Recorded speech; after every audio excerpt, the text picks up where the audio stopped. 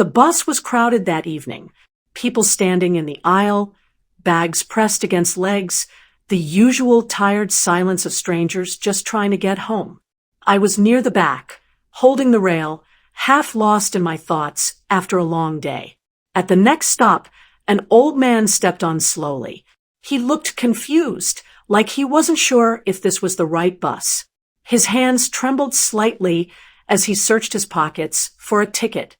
No one moved. No one offered help. The driver was getting impatient. "Hurry up, sir," he called out. I stepped forward. "It's okay, I'll cover his ticket." The old man looked at me with watery eyes. "Thank you, son."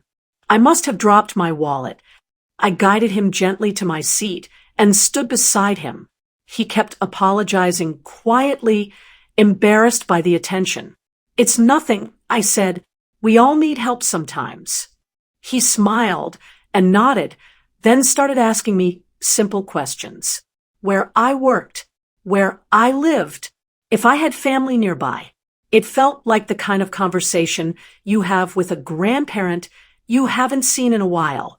Warm, slow, genuine. About 10 minutes later, the bus stopped again. More passengers got on.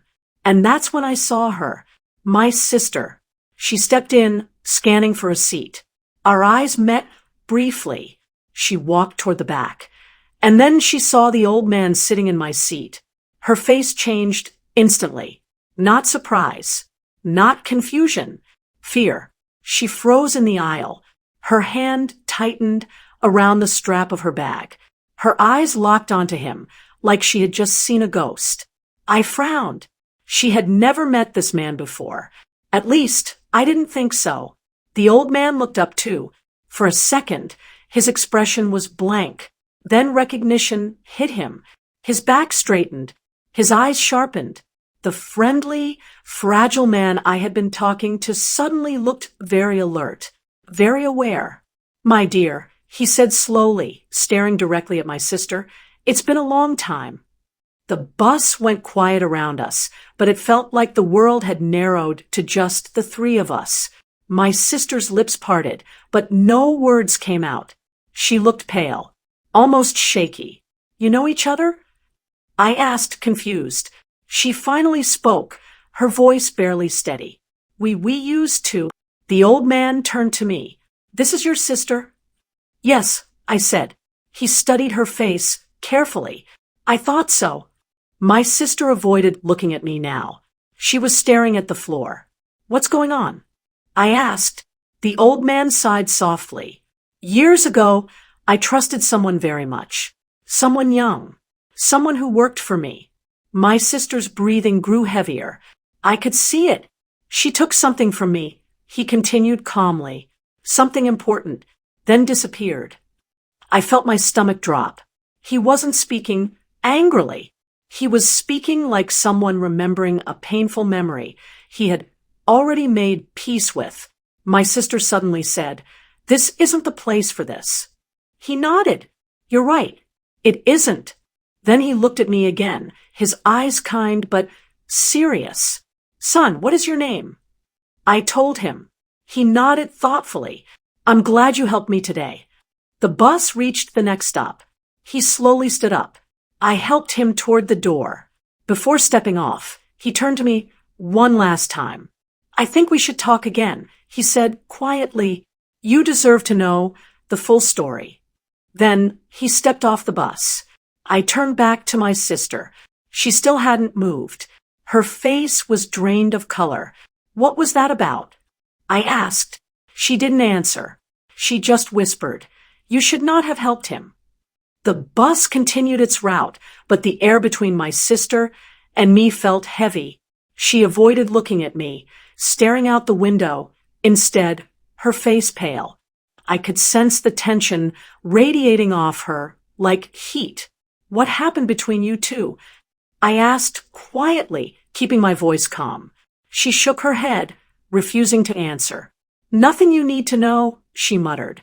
But the old man had clearly rattled her. Something about him, or maybe what he represented, terrified her. I wasn't sure if it was fear, guilt or recognition, but it was real. I thought back to the brief interaction. He had been calm, polite, and yet there was an unmistakable intensity when he looked at her. His words hinted at a past that I didn't yet understand. She had reacted like she was seeing a ghost, a memory she thought was buried. I couldn't let it rest. I needed answers, even if she didn't want to talk. That evening, when we got home, she went straight to her room. I followed after a while, knocking gently. "We need to talk," I said.